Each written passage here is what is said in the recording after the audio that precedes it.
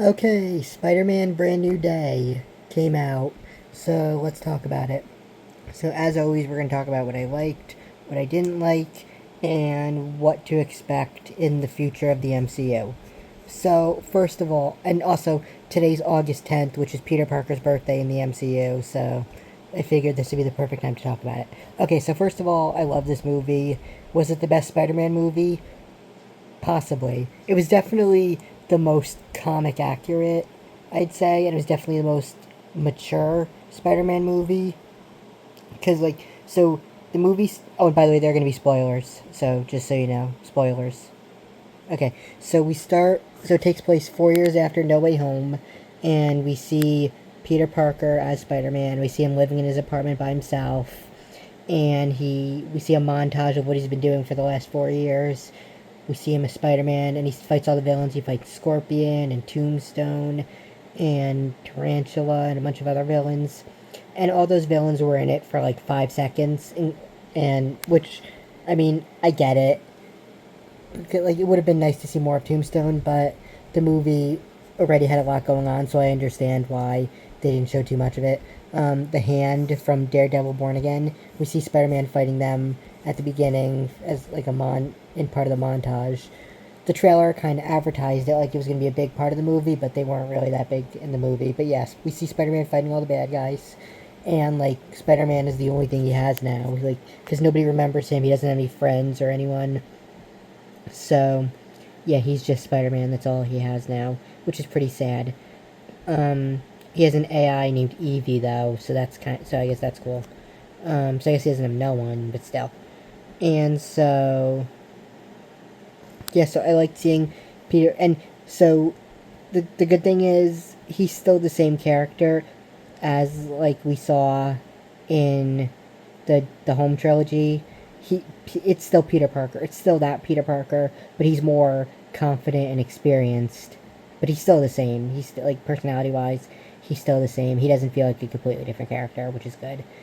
Um, but yeah, we get comic accurate scenes of him fighting bad guys um, and helping the police. That's another thing I really liked in this movie is the fact that he was helping the police. Because in a lot of Spider-Man movies, the police are against him, but in this one, he's helping them, which was good to see.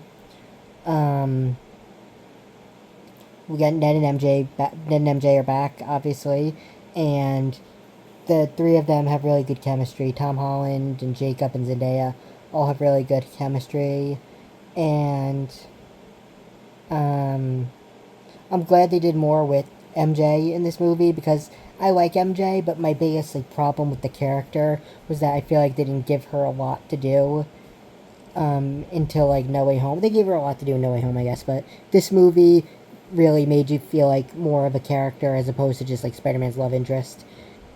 Because we see her intelligence, we see her helping Spider-Man try to locate the villain, and that was cool to see.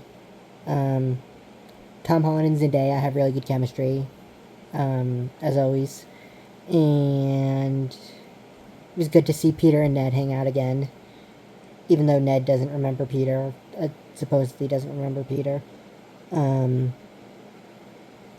yeah, the chemistry between Spider-Man and the other characters was one of the best parts of this movie. I really liked seeing him with the Punisher, Frank Castle, the Punisher. They had really good chemistry, and this movie had a lot of cameos, like a lot of other characters, and they had Yelena, Black Widow, the new Black Widow.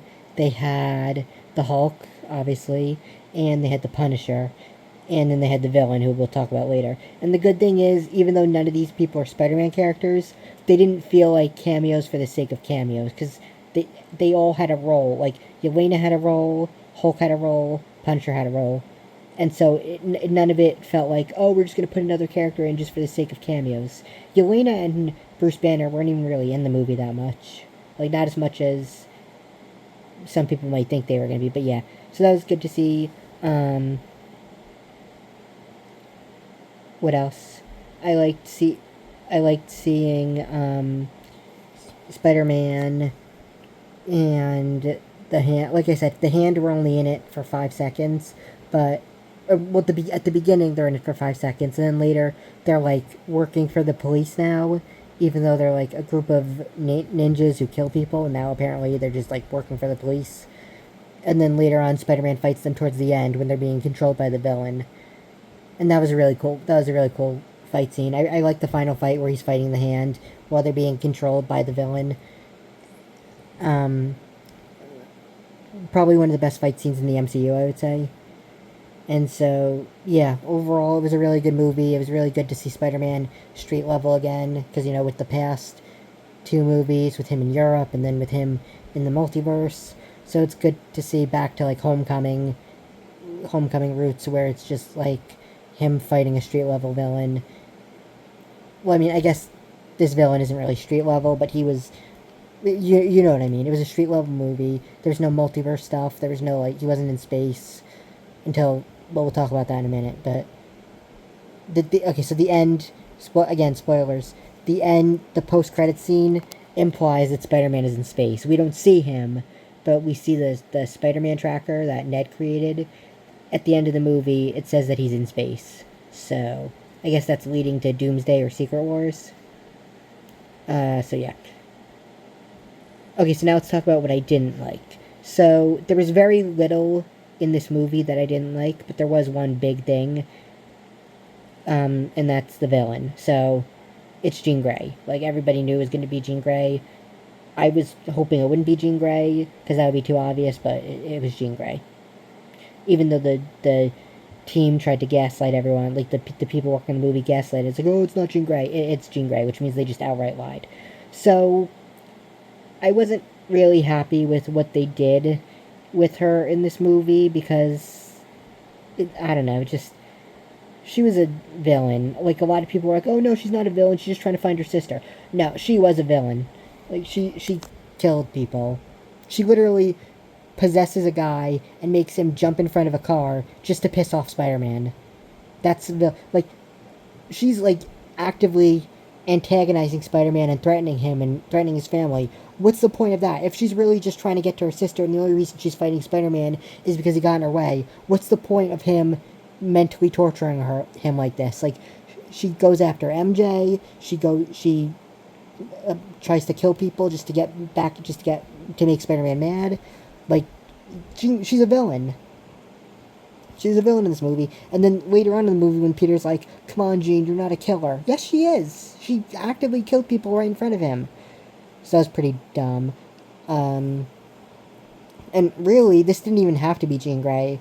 Like, it doesn't really feel like they're set... I guess they introduced Jean Grey in this movie to set up the X-Men, but nothing happens to her that implies she's going to join the X-Men. The last time we see her, she's on a bus leaving. We don't know where she's going, but I guess it implies that she's going to find the X-Men and join them. But, like, they don't say that. They don't show that. All we see is her leaving on a bus. That could be any character. You could have made this any character. You could have made this a completely original character with telepath powers, and nothing would really be different. So, yeah, there's that. And that was, like, my main problem with the movie. And then there were a few small things, like, we didn't really see Peter's, like, how does, like, the mutation that Spider-Man's going through in the trailer, like, we see it in the trailer, everyone thought it was going to be, like, he was going to turn into Man-Spider from the cartoon, or it was the Venom symbiote or something. They don't really, it's just, like, a natural thing in his, like, life, I guess, because he has spider-like DNA, he has, I guess it's just, like, a natural thing, because spiders go through mutations, so Spider-Man is just naturally going to go through a mutation, even though he's been Spider-Man for years at this point, and it's just starting now. I don't know, and it's not really resolved by the end. It's kind of implied that he's still going to go through it whenever he gets, like, angry or in, like, high adrenaline moments. So I guess he's basically like the Hulk now, but in spider form. I don't know, maybe they'll explain more of it in Doomsday, but whatever. And so Peter has all this, like, advanced tech in his apartment. which I don't mind because it's not like Homecoming. It's not like Homecoming and Far From Home where he has all this tech. It's just like a little bit of tech, and he's not using it in his suit or anything. He's just using it to keep track of bad guys, and yeah. So that didn't bother me. But what I want to know is, how is he affording all of that? He lives in a small apartment by himself, and like he has to have a job, right? At one point, he's wearing a shirt that says Mr. Del Mar's Deli, which was the sandwich store, the sandwich shop that he went to in Homecoming. So I guess they're implying that he worked there at one point, but we don't see that. I would have liked to see, because in the montage where we see Peter and Spider-Man, Peter, and then Peter as Spider-Man, I would have liked to see him working a job, because we do briefly see Peter as Peter Parker, just like living in his apartment. And so I would have liked to see him at a job or something. I don't know. So there's that. And then there's Yelena. Okay, so look, I like Yelena as a character overall, but in this movie, she was kind of annoying. Like, I'm sorry, but yeah, she was kind of annoying. So Spider-Man shows up. She's in like a jacuzzi or a pool, I guess. I don't know. And she keeps telling him to take his clothes off, and he tells her like 3 times, I don't want to take my clothes off. And she's like, take your clothes off. And, you know, if the genders were reversed, people would probably see that as a problem. But for some reason, it's okay if she says that to him. I don't know. And then she tries to, like, guilt trip him. She's like, oh, well, I want to make sure you don't have any weapons. But really, I think she just wanted control of the situation. Because she's, like, an assassin. So she's, like, trained in manipulation. So I think she just wanted Spider-Man to be naked because she wanted him to be vulnerable so she could be in charge of the situation. I don't think she thought he had any weapons. And then she like tells him to take his mask off, and he says, no, I'm not going to take my mask off.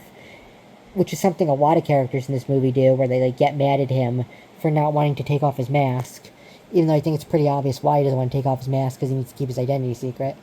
And then she mocks him about like what she calls small potato problems, because he's like a street level hero and she's part of the new Avengers and she handles big threats, which is kind of a dumb thing to say considering Peter was involved in defeating Thanos, so which was a big event, and Yelena wasn't there, so kind of an unfair thing for her to say to him.